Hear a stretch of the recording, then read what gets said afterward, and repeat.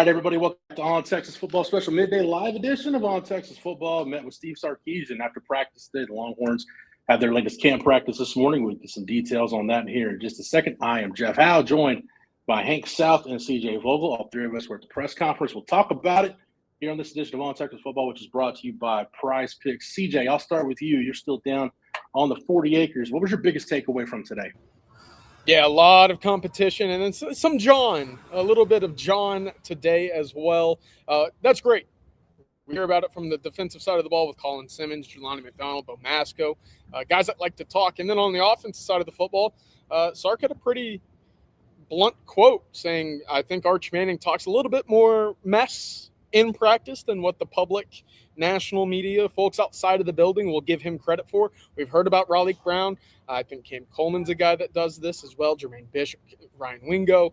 And, of course, we heard about the meanness that was Melvin Siani earlier this past weekend. So a lot of competition, but it's the back-and-forth jawing between the offense and the defense that I think drives competition to its highest peak, and that is fantastic to hear right now. About 5 or 6 practices into fall camp. Hearing about that day-to-day, really encouraging for me. Yeah, let's go ahead and address the CB says Arch and Simmons got into it. They didn't get into it like you would think got into it. It's competitive banter, and Hank, that's the kind of stuff that happens during camp. And quite honestly, that's the stuff I like hearing about during camp. It's not that guys are at each other's throats or they're mad at each other. When you've got guys that are highly competitive and you put them in competitive situations, that's how you hope guys respond. Yeah, absolutely. And Sark noted, it wasn't anything, mean or vicious or anything. It was, it was banter between two teammates head to head. And you obviously, like you said, you like to hear that. My biggest takeaway, and Sark kind of opened with it, was how physical they've been through 5 practices. And obviously, they haven't gone full pads yet. They're going to go full pads tomorrow night for the first time. But to the extent they can be, he's really doted on the physicality of the practices so far. And another point I really liked to hear was Sark, I think he said it twice, that this team has been better than teams he's had in the past in terms of player-led drill or, leadership and guys kind of taking other guys under their wing and helping them along, even with the transfers and new guys that, this is their first time going through, that they're actually, taking the bull by the horns and being the leaders. He said it twice. I think that was, it's better than what he's had in the past. So I thought that was really encouraging as well. There were a number of names that he mentioned, Hank, that I think everybody would basically guess, right? If you were given 5 or 6 guesses, you probably go 5 for 5 with Colin Simmons, Arch Manning, Trevor Gooseby, the guys that he brought to SEC Media Days. But then he mentioned Jelani McDonald, and then he mentioned Connor Robertson. But the one name that kind of caught my attention was Derek Williams, right? Because we've been kind of waiting and hearing who will step up and be that guy next to Jelani McDonald at safety. To hear that he was mentioned as a leader of this group in that same conversation as an Arch, Colin, a Trevor, I think was one of the biggest takeaways that we'll certainly start talking about more of if that is a continual theme moving forward. No doubt. Hank, Sark is always fond of saying you get what you emphasize. And I think Bobby actually asked him the question, what are you emphasizing in this camp that maybe you didn't last year, something you're emphasizing more? And he said not much usual, but I think there's 2 things that really came up. He emphasized, especially when guys are flying around, and they'll be in full pads tomorrow night. They went half pads today. They'll be in full pads tomorrow. Anytime you're flying around like that, you're going to value the ball because you've got to protect the ball. Everybody's hyped up, a little bit of sense of urgency. But, Hank, physicality, I lost track of how many times today Sark mentioned physicality, and he talked about running the football and stopping the run and just saying point blank, hey, we weren't good where we needed to be in either of those areas last year. So anybody that's been looking for Sark to hammer home physicality, that was probably the main thing I took away from what he said today. Yeah, he talked about playing physical, playing fast, but still playing smart, and kind of all those things coinciding with each other for them to have success. But yeah, I mean, he's been asked about penalties every time we've heard from him. I asked him a question about penalties at SEC Media Days, but the stat, and obviously that's something they're emphasizing, and he's kind of taken that group consequence approach where, if somebody commits a penalty, the team pays for it because in a game you pay for it. But today he really harped on, I think it was after Bobby's question, the turnovers are the number one indicator of wins, losses, turnover margin, and how important that is, and how to create turnovers and also protect the ball on offense. And so he brought that up when Bobby asked him about anything different they might be doing outside of just addressing penalties in practice. But yeah, again, I'm sure he brought up physicality in that response as well, because I feel like the majority of his responses included that.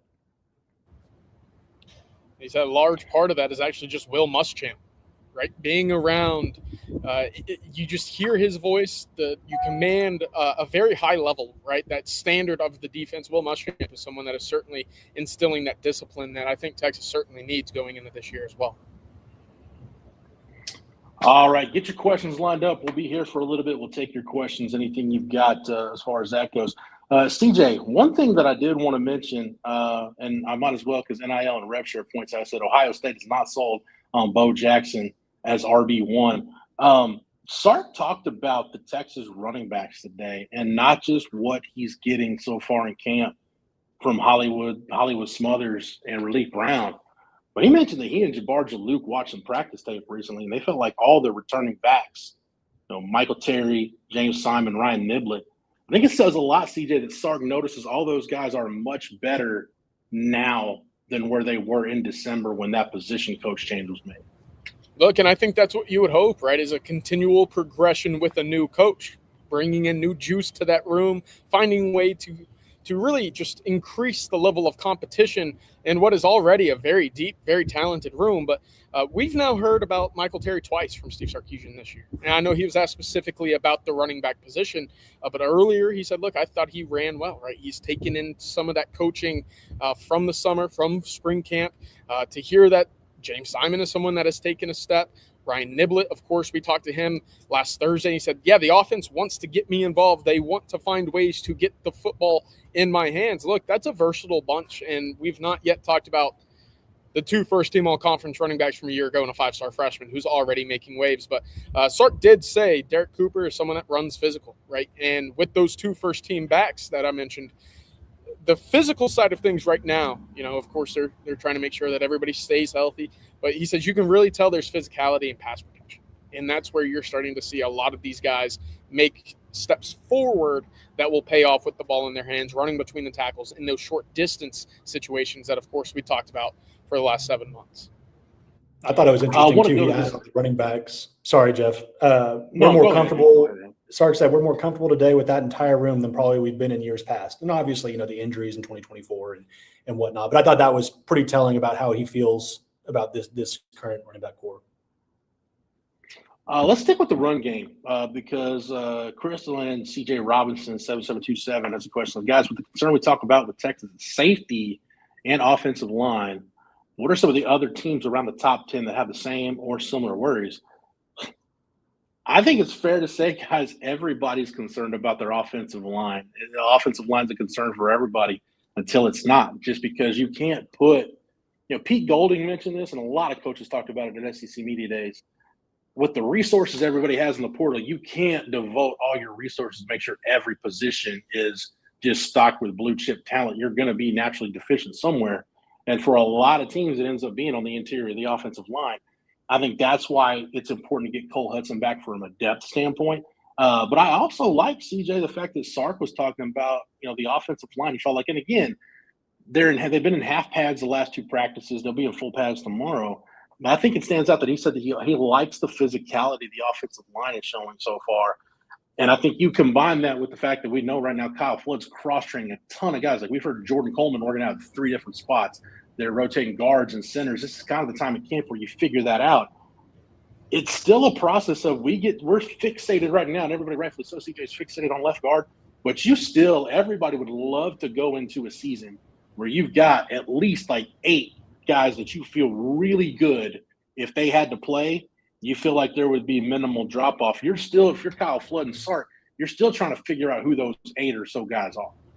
Yeah, 8 probably the dream, especially in today's current landscape of college football that you laid out, Jeff, where offensive line just getting 5 or 6 is difficult to do. But Texas right now feels like they have a deeper stable of bodies than a year ago. Now, again, let's see how that pays off here in about a month when Texas takes the field against Texas State and Ohio State. But what was really interesting today is he's like, Sarkisian said, yes, we have a good nucleus of returners: Trevor Gooseby, Brandon Baker, Connor Robertson. He said that, again, that infiltration, if you will, of Melvin Siani at right tackle has brought some meanness, right? Some highly spirited competitiveness that is, in turn, has really kind of stepped into that Texas offensive line. Now let's see how that left guard spot kind of takes or reacts to it. Because, again, that's a lot of in and out of bodies. That's a lot of people trying to prove that they are the guy for the job. Who kind of adopts that meanness, that mean streak, that physical edge?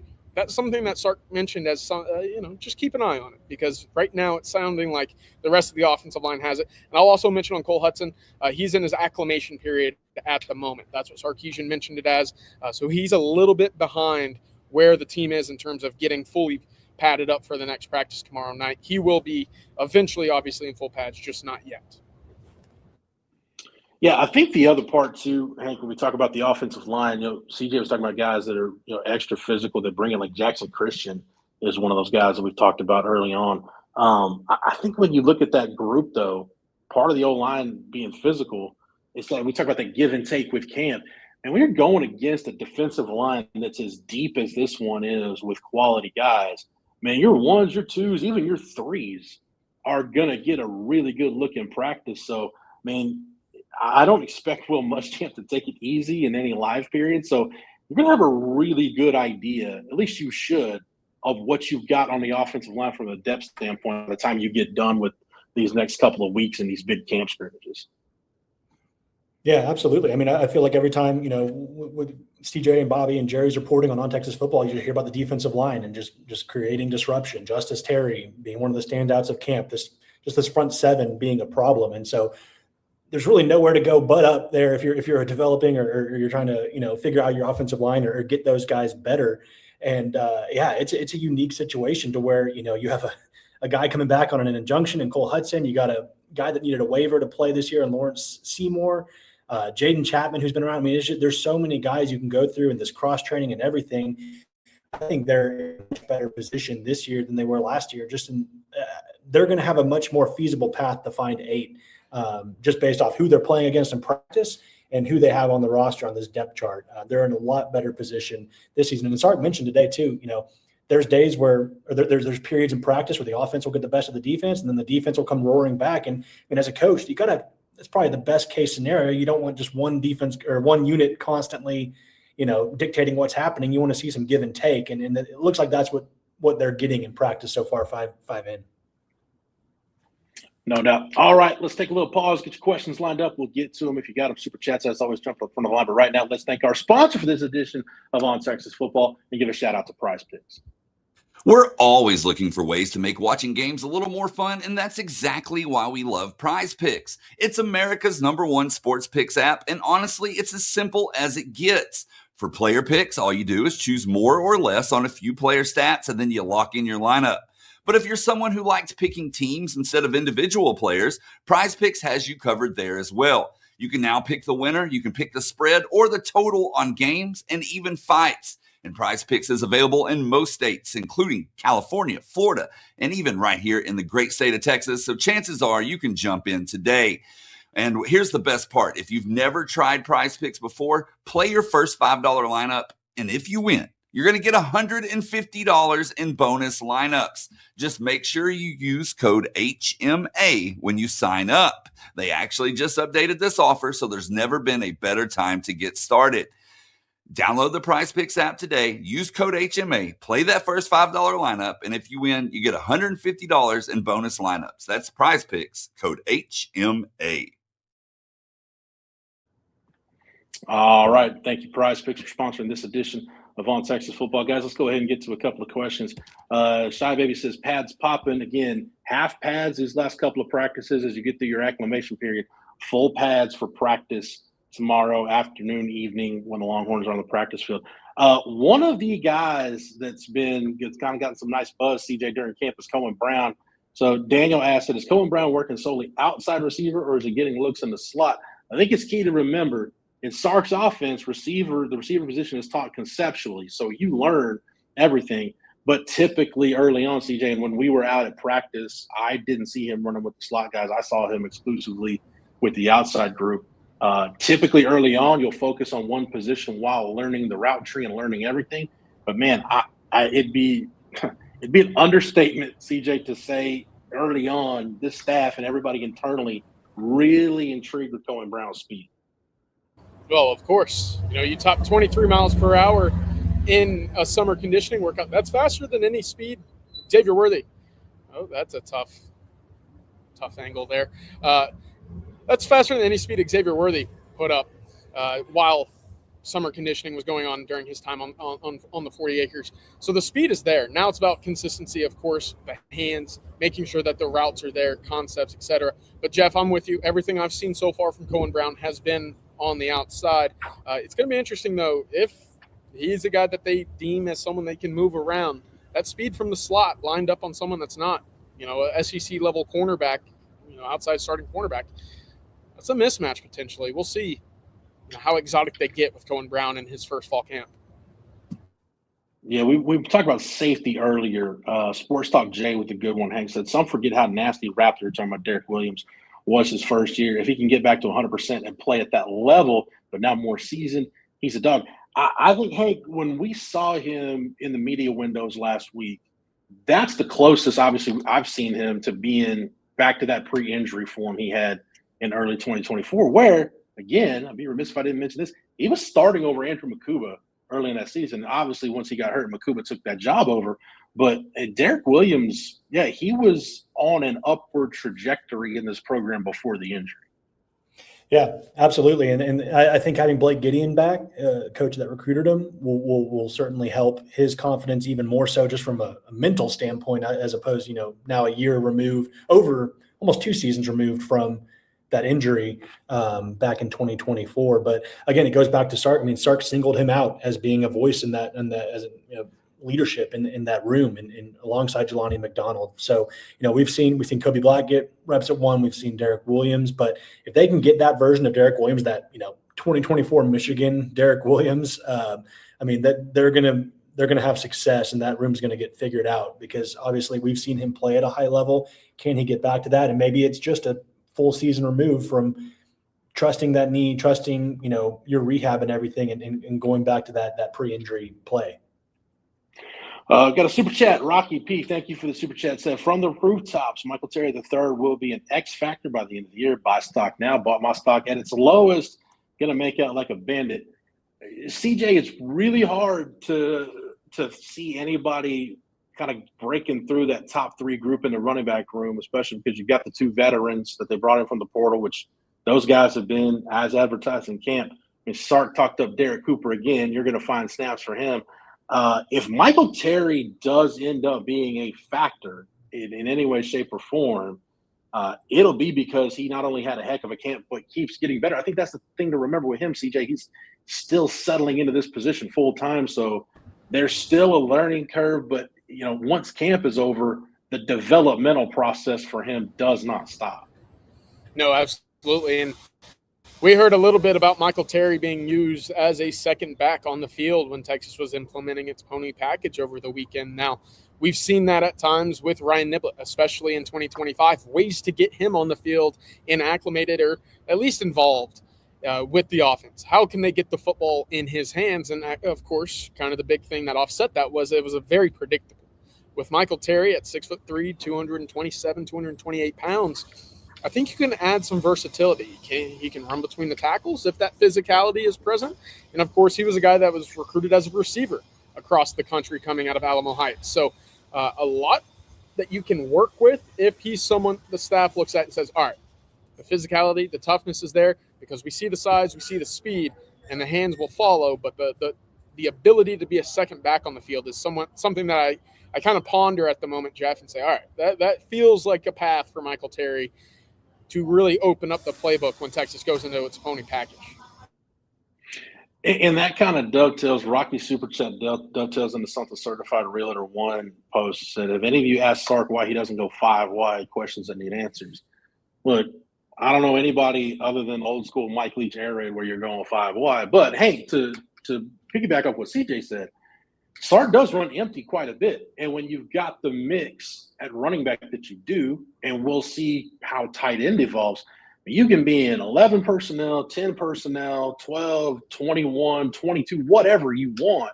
Maybe not 22 personnel, but I think you guys get the picture. You can run a lot of different personnel groupings, Hank, and attack people with empty formation. And if you want to take some pressure off the offensive line, we saw this with Joe Burrow and that Joe Brady offense in 2019.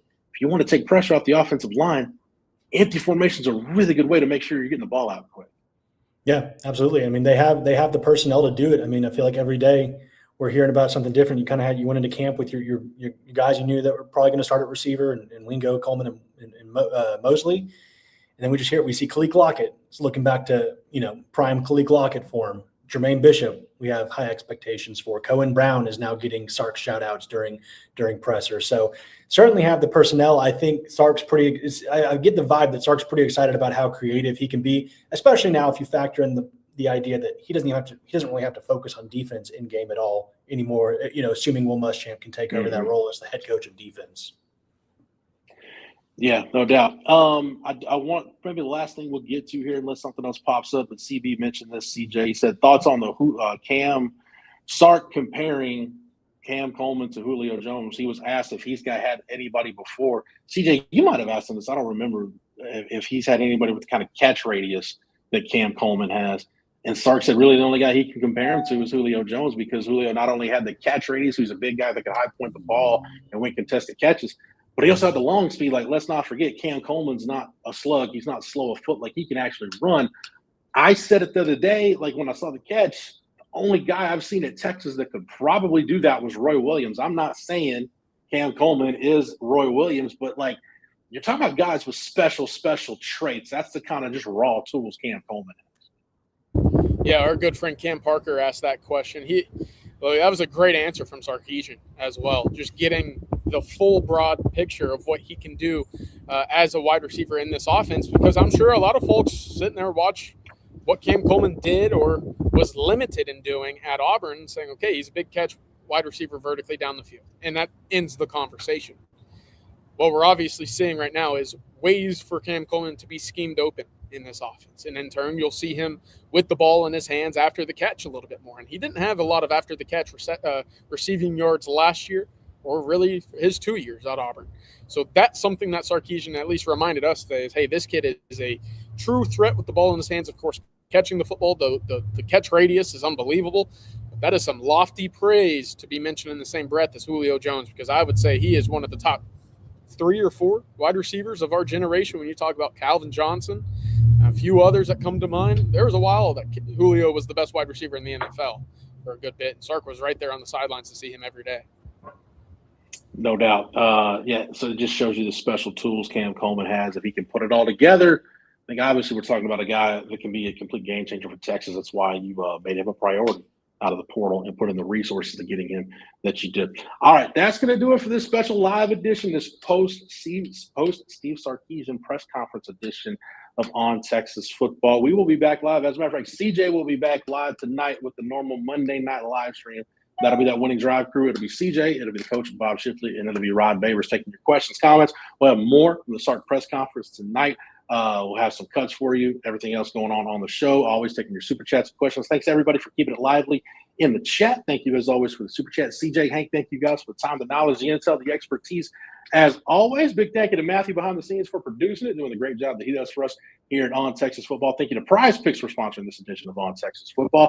If you're not a member, over at OnTexasFootball.com, you want the latest intel coming out of camp. OnTexasFootball.com is where you're going to get it. If you're not a member, new members, you can get over to the site right now, $3 for your first 3 months of access over to OnTexasFootball.com. As I said, we've got practice coverage, we've got breaking news, recruiting intel, anything that's going on the 40 acres, we're talking about it over to OnTexasFootball.com. So make sure you get over to the site and check it out.